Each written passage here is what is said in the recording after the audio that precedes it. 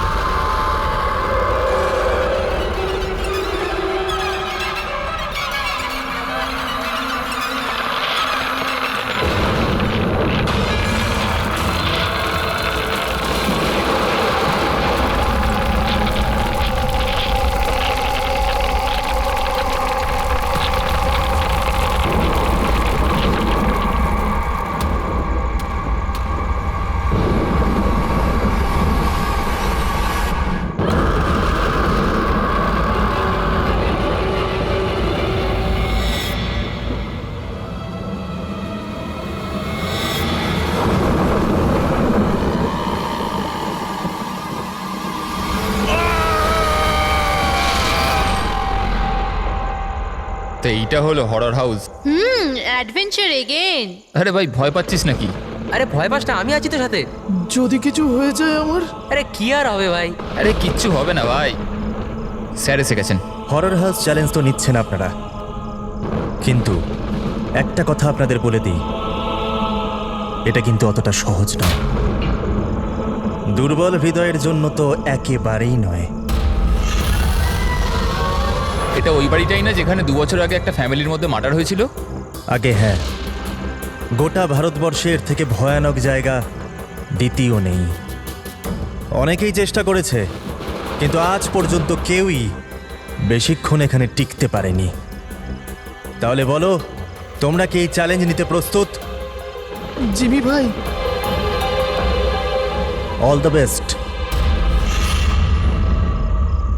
Jimmy, তুই তুই তুই ভয় পাচ্ছিস না এখানে? আরে ভয়টা আবার কিসের? আমি সিআইডি অফিসার হতে চাই, এসিপি প্রদ্যুমানের মতো, brave and strong. Good morning sir. Good morning Jimmy. আজ হঠাৎ কি মনে করে? কেমন আছো? খুব ভালো আছি স্যার, একদম আপনার মতো। আমার মতো? স্যার আপনার মতো থাকলে তাহলেই তো বড় হয়ে আপনার মতো সিআইডি অফিসার হতে পারবো। আরে বাবা, আমার মতন সিআইডি তে এসিপি হবে? আর এমনিতেও এইসব তো ফেক ব্যাপার, কিছুই রিয়েল নয়, সব ভয় পাওয়ানোর জন্য। আরে কিছুক্ষণ থাকবো ভেতরে, তারপর চলে যাবো বাইরে।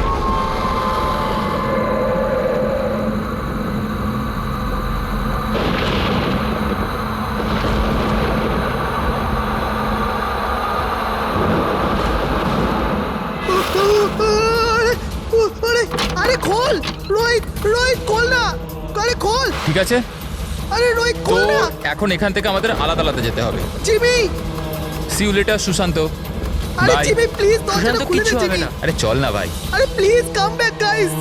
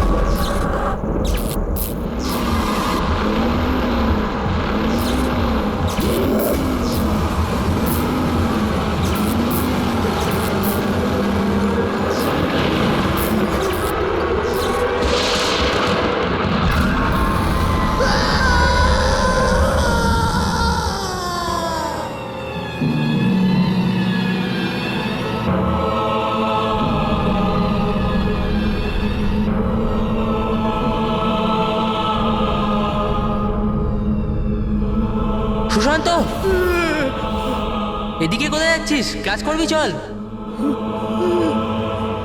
সুশান্ত, কি হয়েছে? কাল রাত্রিরে আন্টিও ফোন করেছিল। তোর কি হয়েছে আমাকে একটু বলবি? দেখে তো কিছুই বোঝা যাচ্ছে না, কিছু তো বল। তুই চল আমার সাথে ক্লাসে চল। এই, কিছু তো প্রবলেম আছে।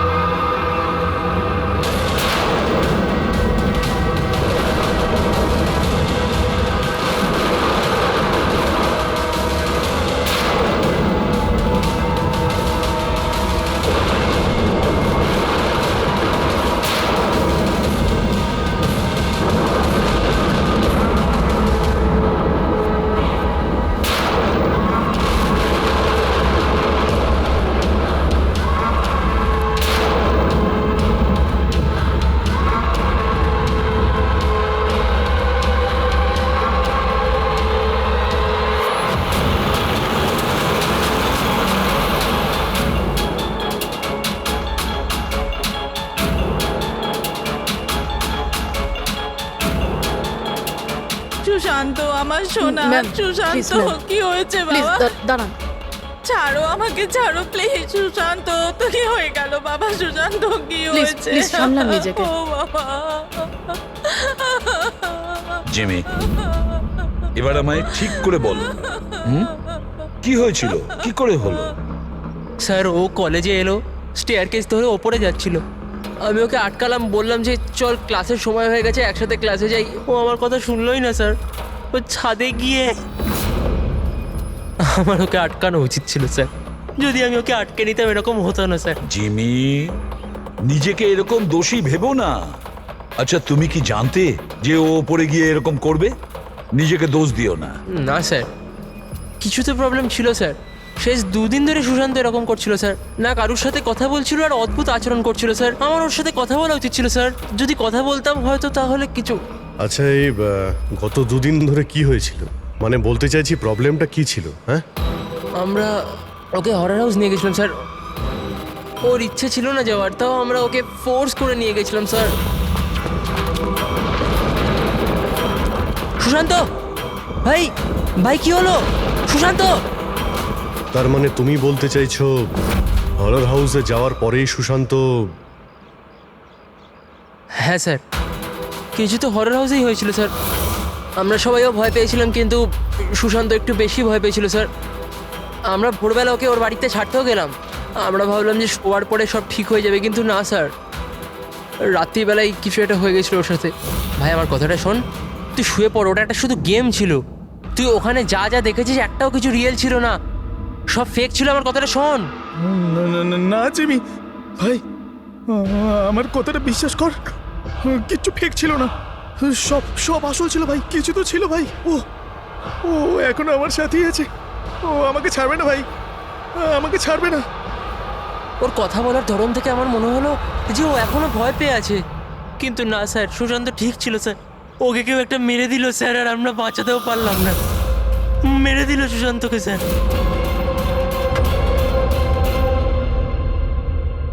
এই দেখো বস, এইটা সিটি স্ক্যান। হ্যাঁ, কার? এটা একটা 80 বছরের বয়স্ক লোকের ব্রেনে সিটি স্ক্যান। এই লোকটির খুব ভয়ঙ্কর ব্রেনের অসুখ ছিল। একটু দেখো বস, এর ব্রেন সেলস কিরকম ছোট হয়ে গেছে। আর স্যার, এই সিটি স্ক্যানের ব্রেন সেলস আরো বেশি ড্যামেজড। এই স্ক্যানটা কার? সুশান্ত। কি? সুশান্তর? একটা ইয়াং হেলদি ছেলের ব্রেনের সেলস একজন বয়স্ক অসুস্থ মানুষের সেলের থেকেও খারাপ? সেটাই তো সবচেয়ে বড় প্রশ্ন অভিজিৎ, কিভাবে? আর আমরা ওর ফ্যামিলি ডক্টরের সঙ্গেও কথা বলেছি। ডক্টরও বলেছে ও একদম ফিট ছিল, না কোনো হেলথ ইস্যুস, না মাথার কোনো প্রবলেম, কিচ্ছু না। স্যার জিমি আমাদের বলল যে হরর হাউস থেকে ফেরার পরেই এই সুশান্তের বিহেভিয়ারে পরিবর্তন এসেছিল। আর স্যার সুশান্তর মারও তাই বক্তব্য। সুশান্ত অদ্ভুত অদ্ভুত কথা বলতে শুরু করেছিল।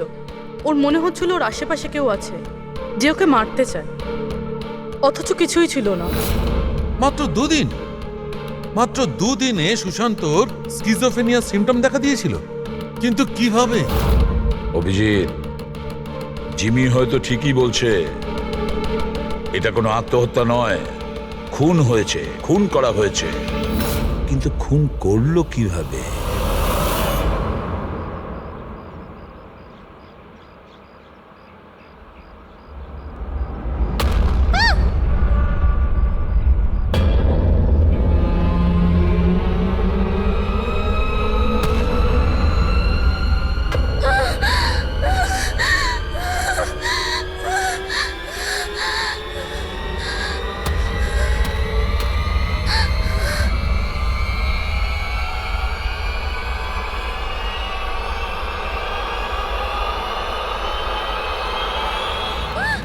আরে দাঁড়াও, শোনো, দাঁড়াও, শোনো, শোনো। আরে দাঁড়াও, এ পাগল হয়ে গেছে নাকি?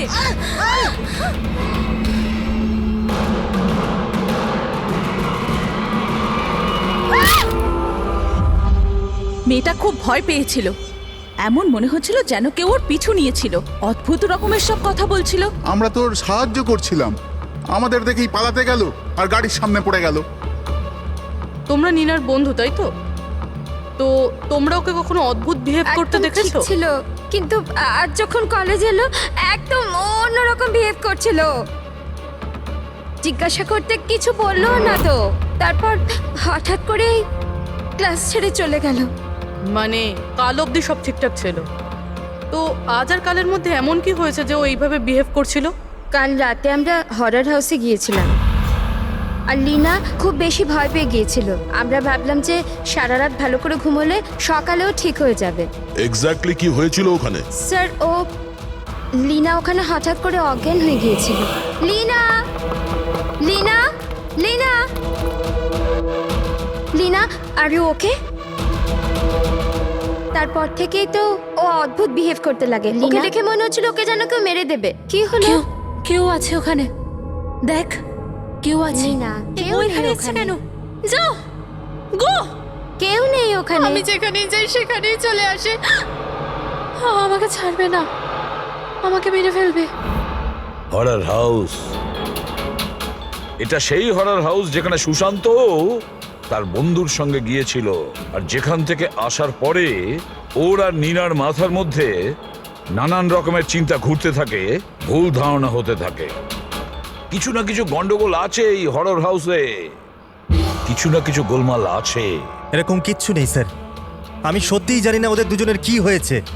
তুমি জানবে না তো আর কে জানবে? হ্যাঁ, এই হরর হাউসের ব্যাপারে তোমার কোম্পানি সোশ্যাল মিডিয়াতে মেসেজ শেয়ার করেছিল, তাই না?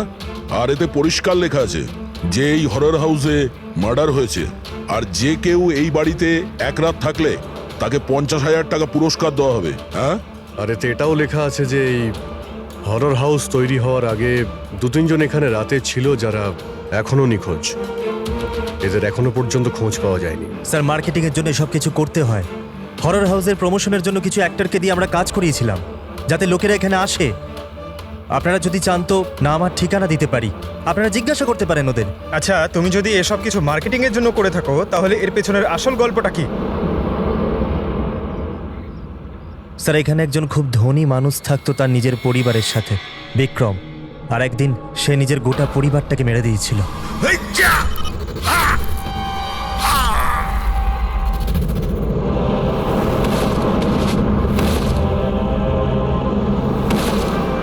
আমাকে মারতে এসেছিল, সবাইকে মেরে দিয়েছি আমি, সবাইকে মেরে দিয়েছি আমি। আমায় মারবি, আমায় মারবি।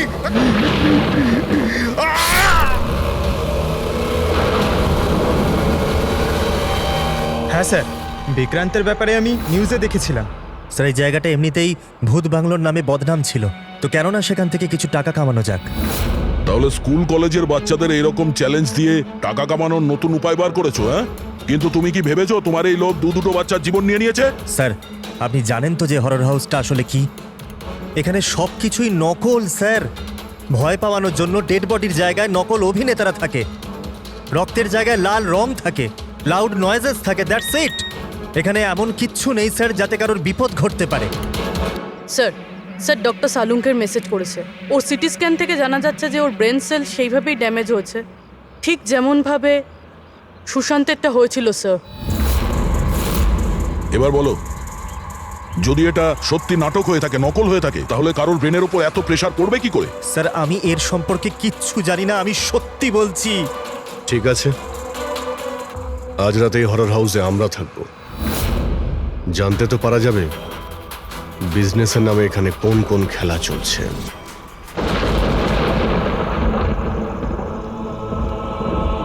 অভিজিৎ, এই বাড়ির মালিক মহেশ আর ওর স্টাফ গন্ডগোলের মনে হচ্ছে ওরাই সেই লোক যারা এসব করছে। আমরা আলাদা আলাদা রুমে যাব, একা। আমরা সবাই নিশ্চয়ই এটা জানি যে এরা এখানে এমন ব্যবস্থা করে রেখেছে যাতে আমরা সবাই ভয় পেয়ে যাই। হ্যাঁ,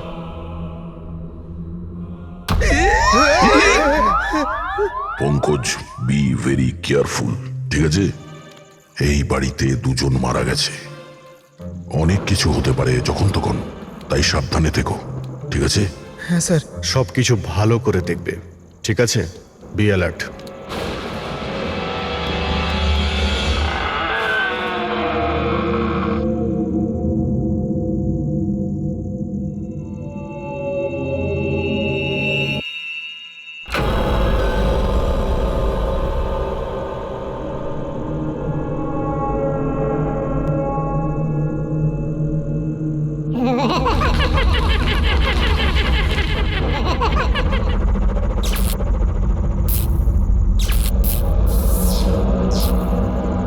যদি দরজা অবধি যেতে হয় তো এই লাশগুলোকে টপকে যেতে হবে।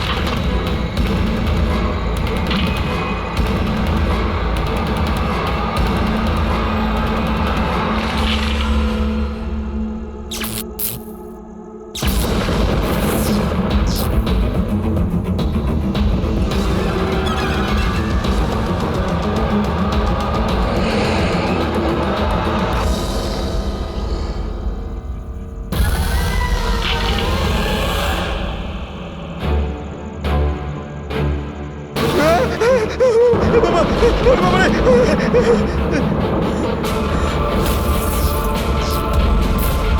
বিক্রান্ত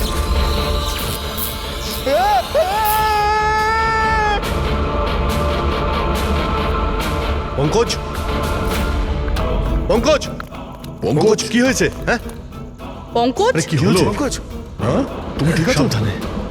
রবি ফ্রেডি তাড়াতাড়ি হসপিটালে নিয়ে যাও। হসপিটালে নিয়ে যাও তাড়াতাড়ি। পঙ্কজ চল চল সাবধানে। ভাই চল। কি হলো তোর? এসব কি হচ্ছে? হ্যাঁ এর অবস্থা দেখতে পাচ্ছো? তোমরা এখানে কিরকম বিপজ্জনক খেলা খেলছো? স্যার আমি আপনাদের তো বলেছিলাম এখানে সবকিছু নকল। যাদেরকে আপনারা দেখেছেন সবাই জুনিয়র অ্যাক্টর হাতে ছুরি নিয়ে। আর স্যার ওটা বিক্রমের হলোগ্রাম ইমেজ ছিল। স্যার এখানে এমন কিচ্ছু নেই যাতে কারোর বিপদ ঘটতে পারে। তুমি একটা কথা হাজারবার বলো, কিন্তু একটা কথা ঠিক, এখানে কিছু তো আছে যেটা যেটা ঠিক নয়। বস, পঙ্কজের অবস্থা আগের থেকে ভালো।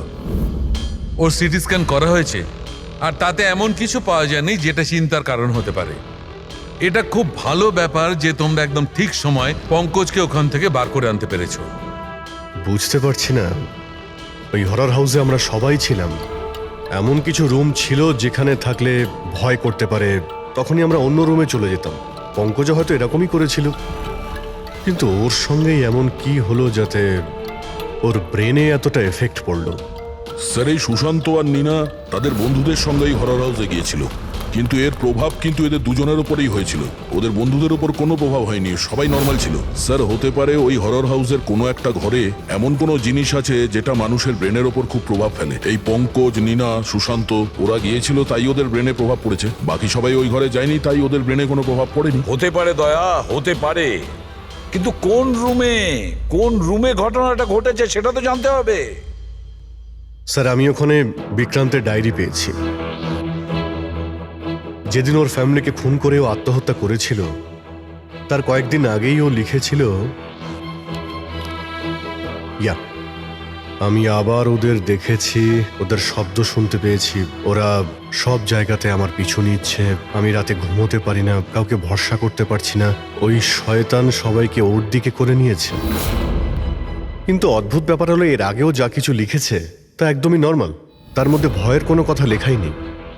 যা কিছু হয়েছে হঠাৎ করেই হয়েছে স্যার, সুশান্ত আর নীনার মতো। একটা কথা কিছুতেই বুঝতে পারছি না অভিজিৎ, এই বিক্রান্ত তার নিজের ফ্যামিলিকে পুরো শেষ করে দিল আর এতটা ভয় পেল যে নিজেকেও মেরে ফেললো, আত্মহত্যা করলো। না অভিজিৎ, কিছু না কিছু গোলমাল আছে। তাহলে কি সুশান্ত আর নীনার মতো কেউ বিক্রান্তকেই মেরেছিল?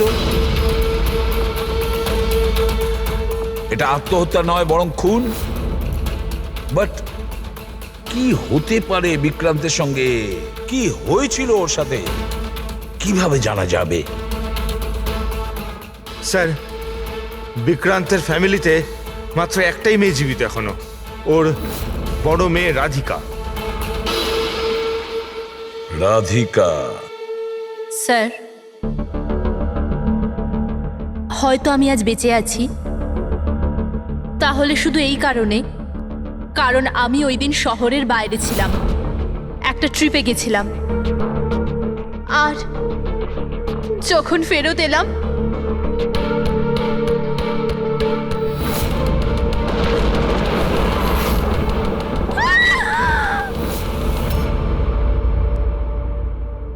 ওনার ডায়েরি আমি পড়েছি, তাতে এটা জানতে পেরেছি যে 10 সেপ্টেম্বরের আগে উনি একদমই নর্মাল ছিলেন।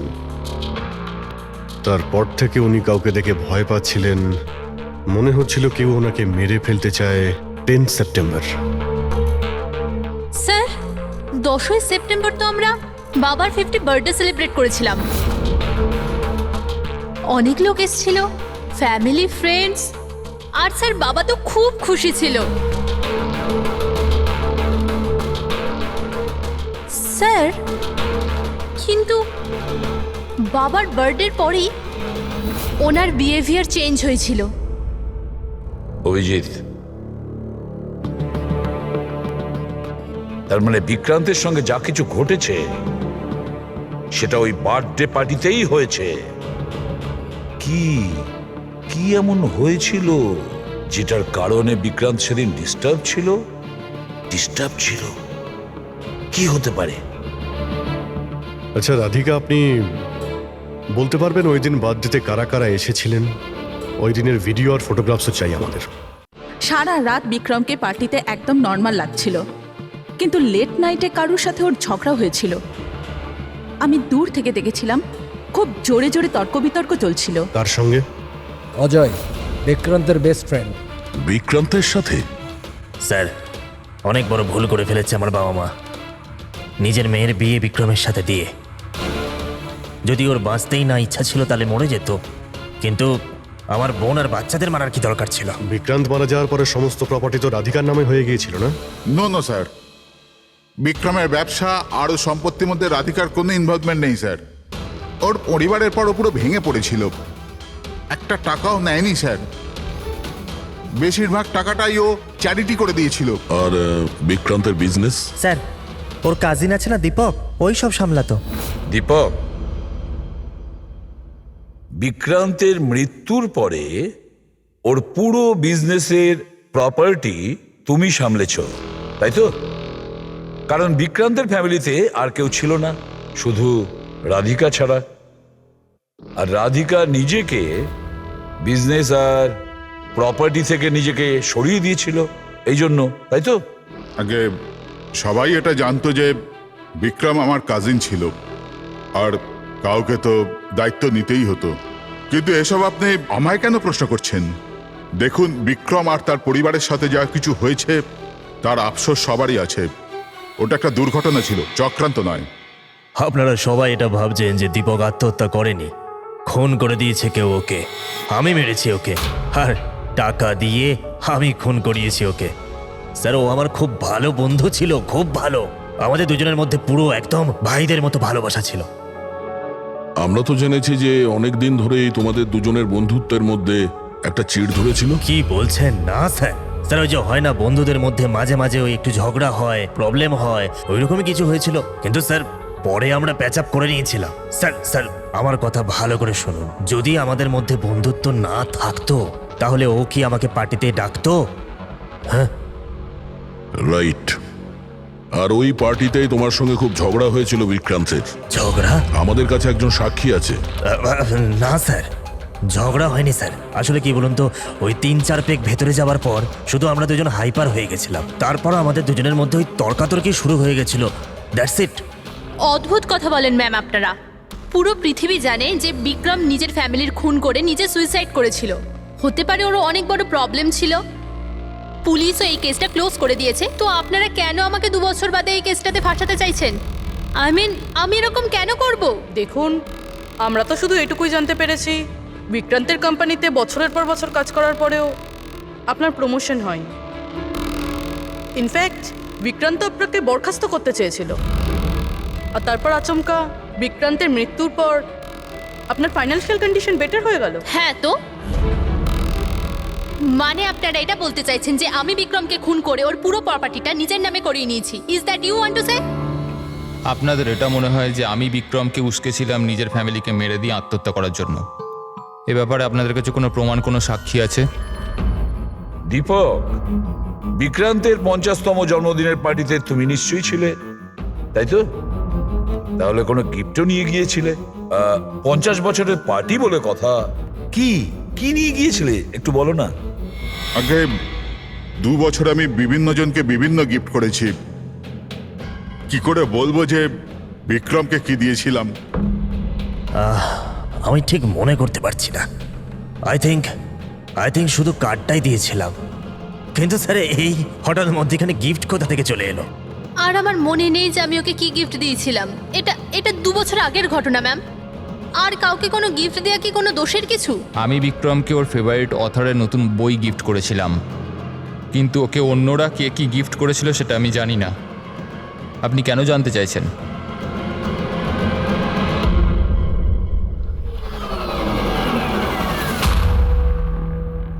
সবাইকে জিজ্ঞাসাবাদ করেছি স্যার, শুধুমাত্র 4 জন লোক, অজয়, দীপক, দিব্যা আর নন্দন গন্ডগোলের মনে হচ্ছে স্যার। স্যার মনে হয় না এরা কেউ আদৌ সত্যি কথা বলছে। স্যার 2 বছর হয়ে গেছে এটা ঘটেছিল, কোনো সাক্ষী প্রমাণ পাওয়া বেশ মুশকিল, তাই সেটারই সুযোগ নিচ্ছেন এনারা।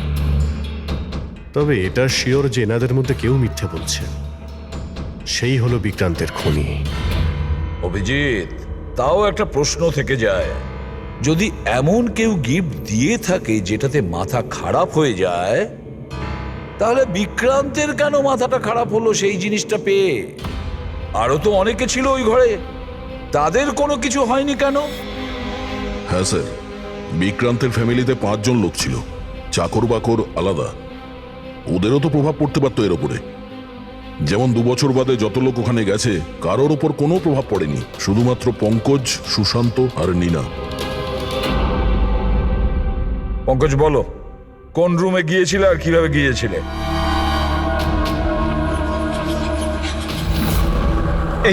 এটা করিডোর ছিল স্যার, আমি সিঁড়ি দিয়ে নিচে যাই স্যার,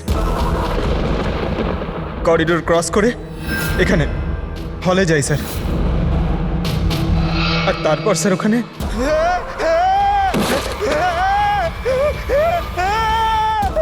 ও আমার পা ধরেছিল স্যার, আমি ভয় পেয়ে যাই, তারপর আমি এখান থেকে পালাই, আর তারপর স্যার আমি করিডোরে আসি, আর এইখানেই হয়তো কোথাও আমি ওই বিক্রান্তকে দেখি। আর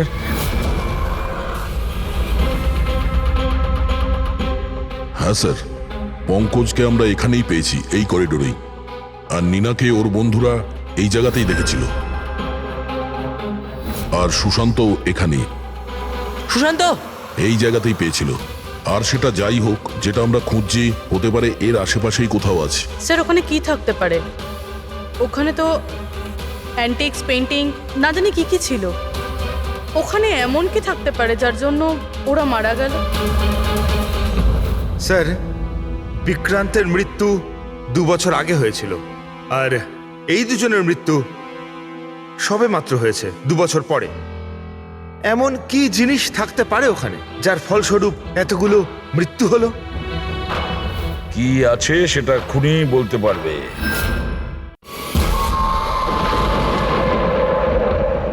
সিআইডির লোক এটা বলল যে ওই রাতে যা যা হয়েছে সেসব আমাদের থেকে আরেকবার জানতে চায়। এই জায়গাতেই যেখানে পার্টি হয়েছিল সেখানে এক্স্যাক্টলি কি হয়েছিল, ওই রাতে কে কি করছিল এবং কোথায় ছিল। আরে এসিপি স্যার এখন অব্দি এলেন না কেন? আমি এর থেকে বেশি অপেক্ষা করতে পারবো না। এনাফ। একটা কাজ করি, এসপি স্যারকে একবার ফোন করে নিই। ওকে। আরে তোমরা যা করবে করো, আমি তো চললাম, আমি এখানে এক মুহূর্ত থাকবো না, আরে এক দাঁড়া। মুহূর্ত থাকবো না। আরে দাঁড়া না একবার।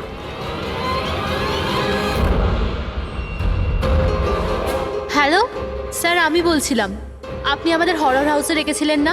আমরা এসে গেছি। হ্যাঁ স্যার, আমি, নন্দন, অজয় আর দীপক। কি আপনি ডাকেননি? এরকম কোনো কথাই হয়নি।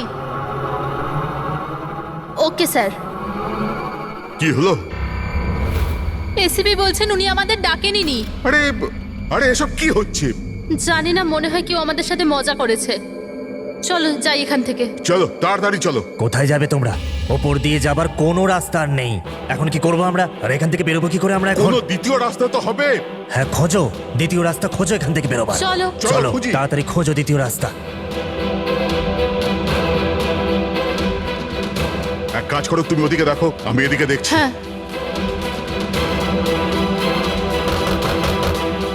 আরে কেউ আছেন? প্লিজ দরজা খোলো।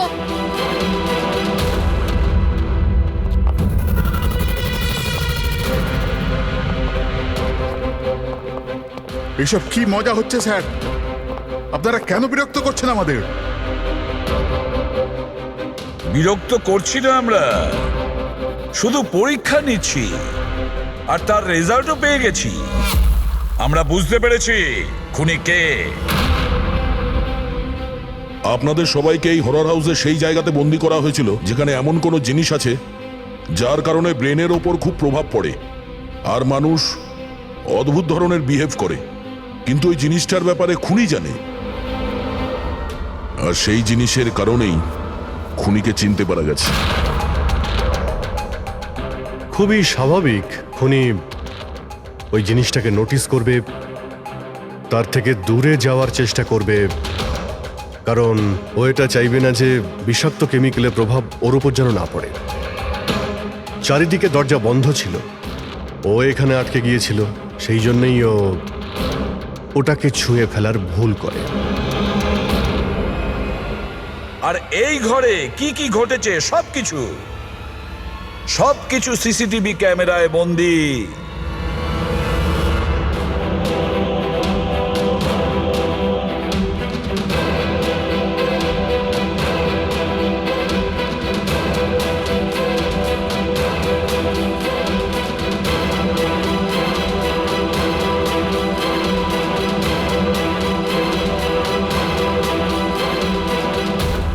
সবাই ভাবতো যে বিক্রম খুব ভালো একজন মানুষ, কিন্তু এটা সত্যি ছিল না। বিক্রম খুবই বাজে লোক ছিল। ওর আমার বউয়ের সাথে অ্যাফেয়ার চলছিল। আমার বউ তার ভুল বুঝতে পেরেছিল। ও বিক্রমের থেকে দূরে যেতে চাইলেই বিক্রম ওকে হুমকি দিতে শুরু করলো। বলতে লাগলো, তোমার বরকে বলে দেবো, ওকে চাকরি থেকে বের করে দেবো। লজ্জায় আমার বউ আত্মহত্যা করেছিল। আর তাই তুমি ওর ওপর প্রতিশোধ নিতে চেয়েছিলে? আমার একটা বন্ধু কেমিস্ট ছিল, আমি ওর থেকেই টক্সিক বিষটার সম্বন্ধে জানতে পারি। আমি জানতে পেরেছিলাম যেটা এমন একটা কেমিক্যাল যাতে মানুষ মানসিকভাবে অসুস্থ হয়ে পড়ে। আমি বিক্রমকে গিফট দেওয়ার জন্য একটা অ্যান্টিক লণ্ঠন কিনলাম, আর ওর সলতেটাকে ওই কেমিক্যালটার মধ্যে চুবিয়ে ওকে গিফট করে দিলাম। যখন যখন বিক্রম ওই লণ্ঠনটাকে জ্বালাতো, ওর বিষাক্ত ধোঁয়া সারা ঘরে ছড়িয়ে পড়তো। বিক্রমের ওপর ওই ধোঁয়ার প্রভাব সেইভাবেই পড়ল যেভাবে আমি চেয়েছিলাম। ফলে ও আস্তে আস্তে পাগল হতে থাকে, আর একদিন হঠাৎ পরিবারের সকলকে মেরে দিয়ে নিজেও মরে যায়। কেউ কোনোদিন এটা জানতেও পারেনি যে ওই কেমিক্যালটার জন্যই ও এত বড় একটা কাণ্ড ঘটিয়ে ফেলল। আর একদিন কেসটা বন্ধ হয়ে গেল। তারপরে বিক্রান্তের এই বাড়িটাকে মহেশের বাবা কিনে নেন।